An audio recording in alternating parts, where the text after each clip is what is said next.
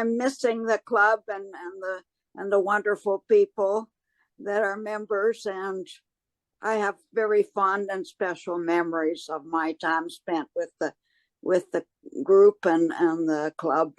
And, they're very special to me now when I think back on it. I'll ask you a few questions here. Okay. What does conceive, believe, achieve mean to you, Alice? Well, it has several meanings, but I think it's the comfort zone of being part of the group to present your speeches and to be supportive to others and to accept advice from fellow members during their evaluation of your presentations. And I think those are meaningful. There's probably many others, of course, and coming up with an idea and be willing to do the research and then assessing the results is another kind of approach. And I think there can be many, many others. So whatever you choose will work for you. That's good. Okay, next question I've got for you.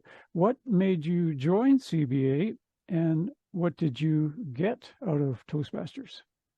Well, I was lucky enough to be invited by a lady to my first Toastmaster meeting at the Travel Lodge. No, it wasn't a Travel Lodge, Parktown Hotel, when CBA was having dinner meetings. And she invited me to come the following evening to hear a friend of hers present his icebreaker speech. Well, fast forward a few months later, I'm up there giving my icebreaker speech, as stiff as a statue and no gestures and no smile. Oh, anyway, it was a starting point for me. And I believe my journey with CBA and the Toastmaster program enhanced my life in many ways and enriched my life as well. And I'm very thankful I had that experience that nothing else could provide, I don't think. It was just at the right time for me because I was in need of a new job and I needed a boost to my confidence level. And I also needed to get over my shyness, which was a hurdle. And being a member of CBA helped me in all those areas. So I was very fortunate that I had the invitation to go to a meeting. Otherwise, nothing would have happened, I don't believe. But I needed it, and it came along at the right time in my life. And I was the beneficiary of many benefits from that invitation and my experience with CBA. How wonderful it was to be a member and participate and have the support of others. It was a good growing experience, and I value it. Here's the next question. What was one speech or evaluator that really pushed you?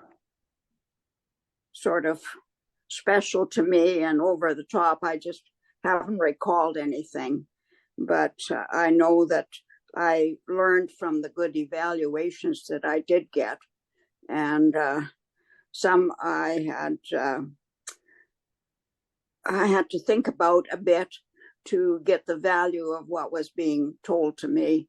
And I learned from those suggestions and valuable assessment of my presentations. It was a good time to hear wonderful speeches from others that made you think about different things that you hadn't thought about and inspired you to try something different. And well, you just gained from other people very, very much as you were learning to be of a source of inspiring and informative information that you could share with the group and make it worthwhile for them to listen to you. And I think I tried a variety of things and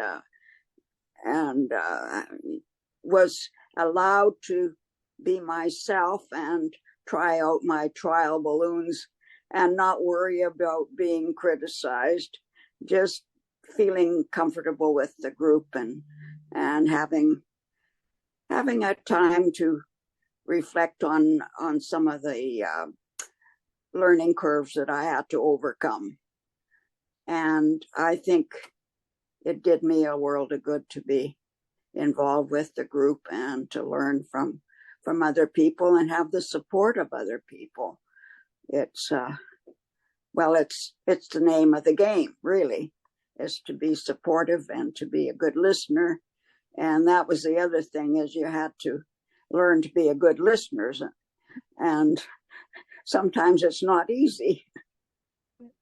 What is one inspiring story from your time in CBA?